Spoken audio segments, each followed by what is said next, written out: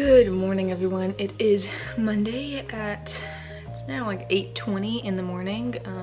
I just got back from Starbucks. I actually filmed this clip there on my phone because my camera didn't have the memory card in it, but I just watched it back on my phone to see if like the clip turned out because it was behind my steering wheel and stuff, and the whole thing was upside down. So I'm just gonna re-film it here now at home. So what I said in that, I have quite a few meetings today. I have meetings at 10, 11, 12, and 1, so that's fun. And I realized I woke up this morning and I was like, shoot, I have this and this and this to do before the meeting, and so I just got up early. I went to a Starbucks because one of my meetings today, the department actually pays for my coffee. So I was like, well, may as well take advantage of that and go get some coffee and they'll reimburse me. So I got an iced chestnut praline latte. Is it praline or praline? Praline? I say praline. I know other people say praline. Let me know what you say. I already took one sip of this, but let me see. It's honestly not that bad. Like, I still definitely taste the coffee and I'm not really a coffee person, but like it's pretty decent. I think maybe the whipped cream on top helps. They also put some little sprinkles of something on there, I don't know what. It's decent. And then PJ wanted the gingerbread latte, but it's funny, I went there and I was like, oh, can I have the gingerbread latte? And they were like, we haven't had gingerbread in years. And I was like, well, shows how often I go to Starbucks. So instead of the gingerbread latte, I got him the eggnog latte. Don't tell him that I'm trying his drink. Yeah, eggnog is not as good as the chestnut praline one, I think. This one is sweeter and this one like basically just tastes like coffee. I don't even taste eggnog. Is there eggnog in here? Anyway, my meeting starts in an hour and a half and I have quite a bit to get done, so I'm gonna go do that and hopefully this coffee gets me through. Also, I never drink coffee, so we'll see how this goes. Hey everyone, I am done with my meetings. I just turned on the camera because I'm gonna rant for a second. I'm stressed. And I will say, people who aren't in academia might not relate to this rant so much, so feel free to skip forward or whatever, I don't know. But, do people ever feel like there's things in your field, or, you know, actually this doesn't really just relate to academia, you know, your job, your work, even just life. There's things in life that we seem to just be expected to know, like how to do your taxes, for example. You're just like expected to know that and gain that knowledge somehow without anybody telling you. So now I'm running into the same issue a lot in academia. So for example, I'm kind of trying to pre-register my study, which means that I shouldn't be collecting participants right now. I mean, don't worry, I'm not doing anything like illegal.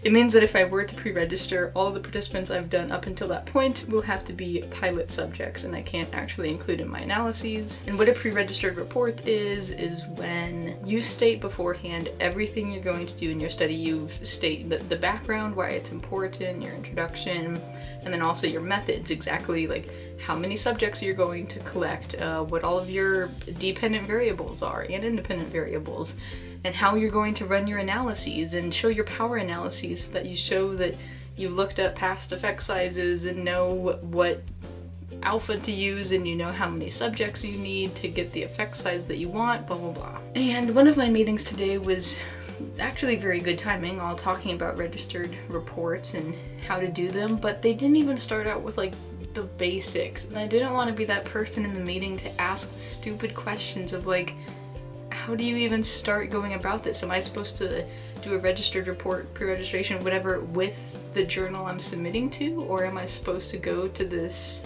OFS site, or what is this, as predicted.org? They were spitting out these words, which I realize I've been doing this whole rant too. I've been spitting out words that might not mean anything. I don't know. I don't understand. Am I supposed to register with the journal or with these like bigger groups? How am I supposed to do it? Is there like a template for me to use? I've tried to look stuff up on Google, but it's not even very helpful. I've tried to ask my advisor and she's like, I've never pre-registered, like you gotta figure that out. Not that I love my advisor, she's great, but it is just like I have to figure this all out on my own and I'm afraid I'm doing things wrong, and it seemed like in the meeting that you're just like supposed to know all of these things.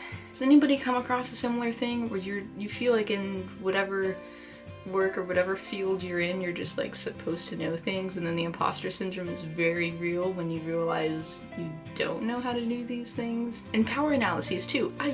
No one has ever taught me how to do a power analysis, and I'm trying to do that as well because I know that's a good thing. I want to know how many participants I need for my research, and somehow everybody knows how to do power analyses. And I've looked up on Google how to do them, and they're like, oh, just like find the effect size of past literature. Well, what if you're doing this new study where no past literature really has even, they haven't done the same thing you're doing because you're doing a new thing, and so what effect sizes are you supposed to use? Are you just supposed to kind of like guess? Like you can't do that. I don't know, that's how I'm feeling. So I'm stressed and I'm frantically Googling how to do pre-registrations, how to do power analyses, how to do all these things that I probably should have done months ago for my study because now I've started my study. That's my little rant for the day. I feel like I rant in every vlog, sorry. I feel like this is my outlet to just get it out there and speak to someone, even if it's a camera. And I am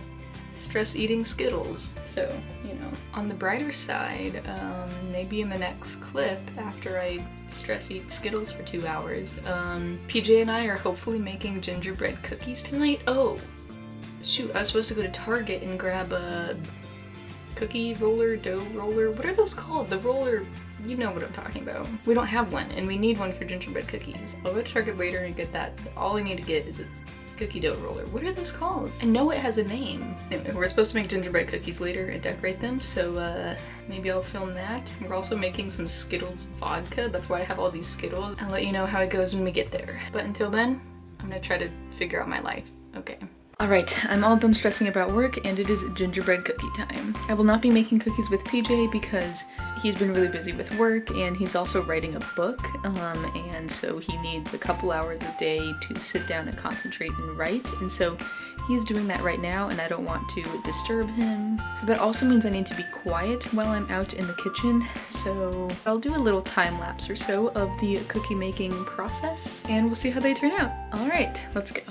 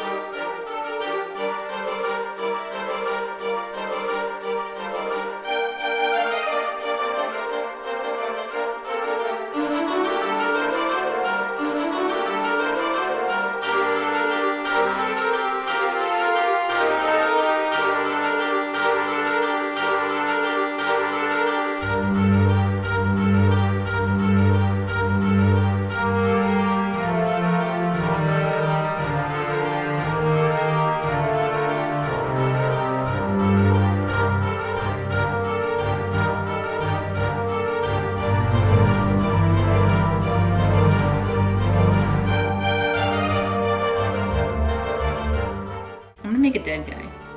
A dead guy? Okay. I'm gonna make a dead guy. Yeah, you know, like, his head is a little squished in. He probably died. How did he die? I need to have, like, a blood wound on him. Isn't it turning into much of an X? There we go. No, fuck. No. Okay. You know what this dead guy died from? What? A broken heart. He has X eyes and then a broken heart and like blood coming from the heart. Cute! We're almost done with the gingerbread cookies. I don't want it tilted too much or they're all gonna fall. But, they're already starting to fall.